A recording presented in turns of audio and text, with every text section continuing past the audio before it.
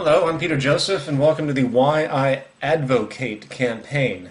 You can learn more about this at the zeitgeistmovement.com, where we're basically trying to get people from around the world to discuss why, in a very concise manner, they advocate the Zeitgeist movement, the Venus Project, and of course a resource-based economy. So for me, to make this concise, which is very difficult for me at times, I'll give three basic overlaying points. The first, I think, is best summarized by St. Timothy, and that is, for the love of money is the root of all evil. And I think, historically speaking, you'll find that to be the case. Even in many things that tend to be aberrated for the sake of aberrated, seemingly unrelated to finance, you'll tend to find underneath the surface there's something causal occurring within the system itself. For example, there's a great deal of violence occurring in the United States.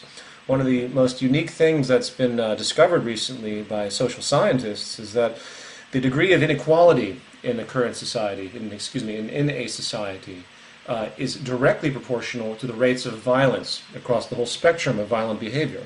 So it's economic attributes that can relate to seemingly aberrated acts of violence, even random shootings and things of such. So these are important factors to take into account, and there's a lot of evidence regarding this information. The stress of this society is underlying, based economically, and it leads to all sorts of social distortions and neuroses, addictions, and problematic behaviors, not to mention physical illnesses and everything else. So the love of money is the root of all evil on multiple levels. Second point I would like to make is that, well, very simply, money isn't needed. Money's not necessary anymore. The values that we have permeating in this culture are distorted, and they generate more sickness than anything positive, more sickness than progress. People function essentially in two different capacities in the modern world. They're either parasites or they're prostitutes. Sorry to be blunt about it, but that is the firm reality across the entire spectrum, regardless of how you look at it. There's a subservience attribute to what this system demands, and it always blows my mind when people think that there's something free about the world that we live in. Freedom is not even a nuance of the system that we currently live in.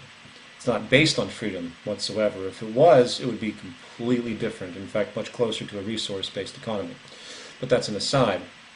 So money is not needed. Not only do the values need to be changed, where people don't have the acquisitive materialistic values, they don't have to be brainwashed into constant conspicuous consumption to keep GDP up, to keep employment up, and everything else that keeps this machine going.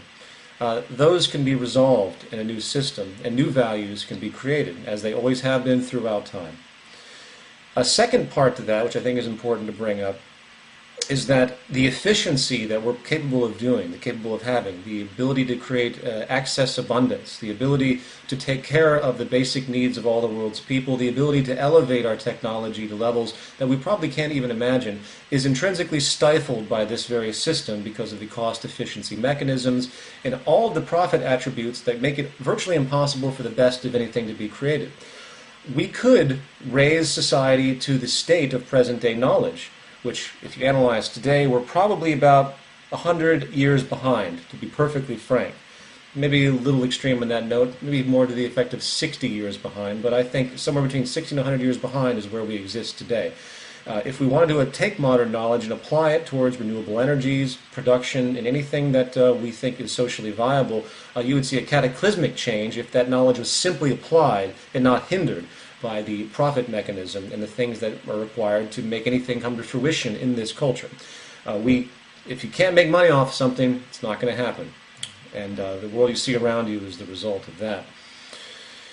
Third point, to cut off my possible long-winded tangents, the third point was very simple, the effect that the system's run its course. The entropy has kicked in. That's stated incorrectly. The system is breaking down, and there's nothing that's going to stop that breakdown if the mechanisms of the monetary system are adhered to. It's only if the mechanisms are bypassed and, say, gigantic amounts of debt relief is assumed, or things of that nature, or Manhattan projects, if you will, for, say, renewable energies. Those are the only things that are going to slow the decline of the current system, which has been breaking down for at least 70 years now. We don't see it because we live it. We're in the box, remember. So as this system continues to fail, as the wars increase, as the social stresses increase, as the divisions of society increases, you're going to see a lot of social instability. And it's about time people realize that there's no solution anymore within the current order.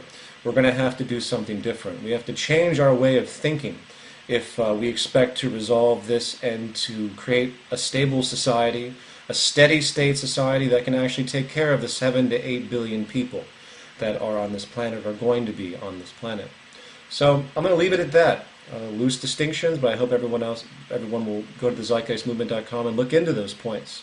And thank you for your time, and I hope to see a flood of such testimonials from all of you in the near future. Thank you.